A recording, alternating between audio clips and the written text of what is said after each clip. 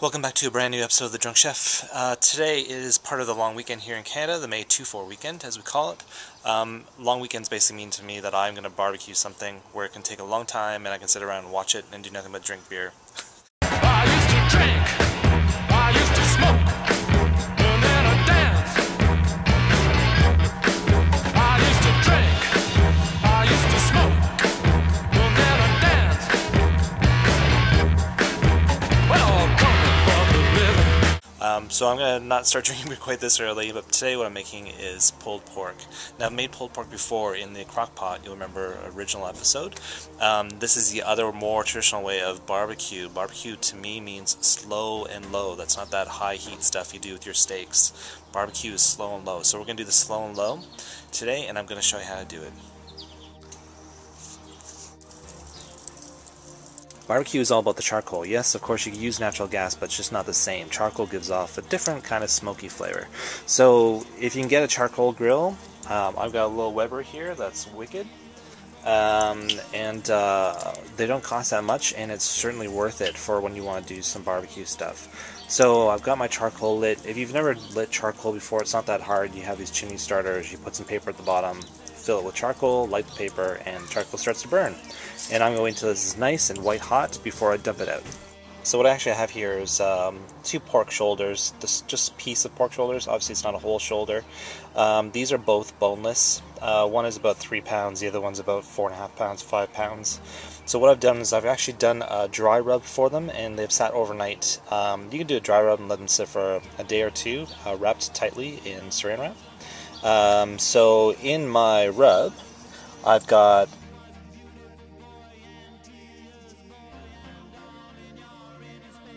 barbecue, like I said, means slow and low. In the case of these pork shoulders, it takes about 5 to 7 hours, probably about 6 hours once it's all done, and then we'll be ready to go. Okay, my coals now are white hot, which is what I want to see. So now comes the difficult part. I might have to put the camera down for this. So what I basically have here is what they call a 2-tier fire. On one side, I've got nothing. On the other side, I have my very, very hot coals. So I'm going to let my coals just burn down a little bit before I start barbecuing, otherwise it's going to be way too hot. While I'm waiting for that, basically what I've got here is some big chunks of hickory wood. I'm going to use the hickory to actually smoke our pork. The hickory's been soaking in water probably for a good couple hours. You want it nice and wet just so it doesn't basically burn immediately. You want it to sort of smolder and smoke to add that smoke flavor. And I'll show you how we use that soon. The thing I like about this Weber is that the grill actually has little doors on either side, which means if I want to add charcoal, I can, which I will on this one. Basically every 45 minutes to an hour I'm going to add about 10 or so pieces of charcoal just to keep the heat, because otherwise it will burn out, of course. So we're just about ready to go here. Basically I've added my tray of water to the side here, and you can put anything you want in that tray. I've used warm water, but you could use beer too, or if you want, or wine, or anything. It will all add some flavor to our pork. So I'm just going to let this start to smoke a little bit before I throw the pork on it. Just take a couple minutes. Okay, it's showtime. The grill's smoking a lot. So it's time to put my roast down.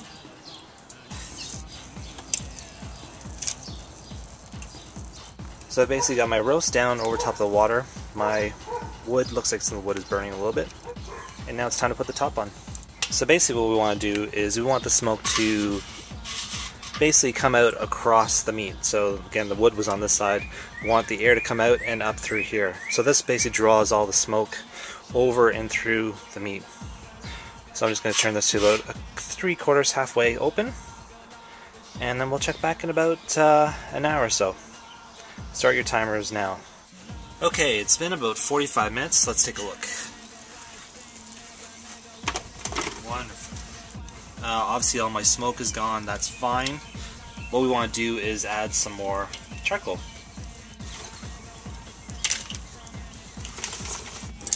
Put the lid back on, and we'll be back in another hour or so. Okay, we're at the 2-hour mark here, and let's take a look. Looking good, the pork is starting to look really nice here. Time to add some more charcoal. Okay, we're sitting around hour 3 of 5 or 6, and it's just starting to rain, so it's not going to hurt us that much, I don't think. Just makes it wet, that's all. let's take a look. I'll leave the top off too long, especially with the rain falling.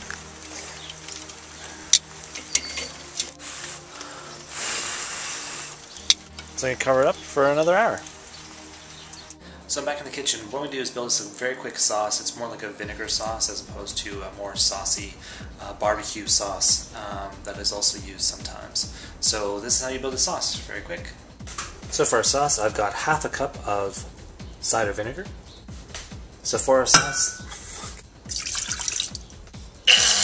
to that I'm going to add half a cup of tomatoes. To that I'm going to add half a cup of ketchup. I'm going to add a quarter cup of brown sugar. I'm going to add some Tabasco, some Worcestershire sauce to taste, and just a bit of salt, kosher salt. And I'm basically going to bring this to a simmer over a medium heat for about 5 minutes. Okay, my sauce is done simmering for now, so we can just basically take that off the heat, and we'll keep that for when dinner's ready. And it's sunny again. So it's basically been about 4 hours.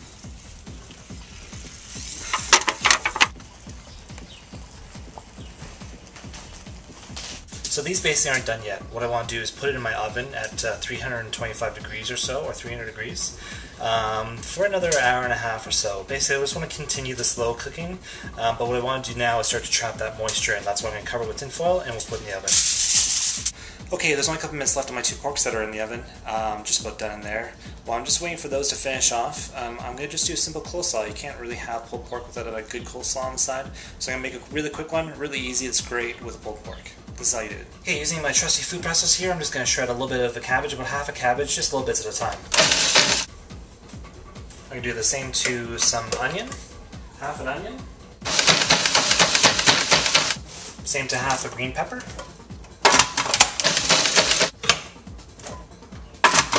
Half a carrot.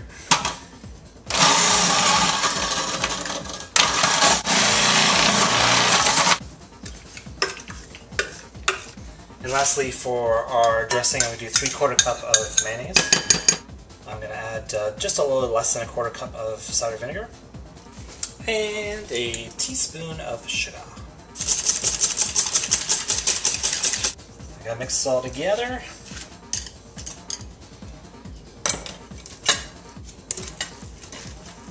Basically, I'm going to wrap this and put it in the fridge for about an hour, hour and a half. Last thing I'm going to do is I'm going to put it in this big LCBO paper bag. Basically, I'm going to put it in here and it'll seal all the moisture in again, and just let it keep almost steaming and keep it really moist and tender. I'm going to put in this paper bag for about 45 minutes to an hour. This is a really important step. Don't leave it out. Trust me, it makes a big difference. Seal the end closed. And start the timer. Okay, this has been sitting for a while.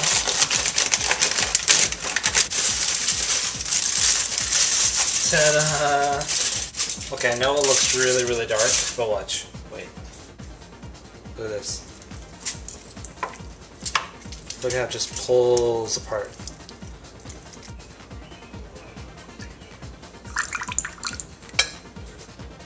That is some tender pork. That is great. Okay, so finally what we're going to do is just tear this all up. You may find it easier to use your fingers. I'm going to try without burning myself too much. Get rid of the fat, but save everything else. Okay, even this outer layer of blackness, the bark, that is really, really good. We're going to save that and use that. But look, you can see the smoke ring. See the darker layer, the pink layer? Fantastic. Okay, so we shred it, and then we're going to toss them with our sauce, which we'd made earlier, and pile it on a bun with our coleslaw, and we're good to go. I'm going to finish making this. Thanks for joining us, and we'll see you next time on The Drunk Chef.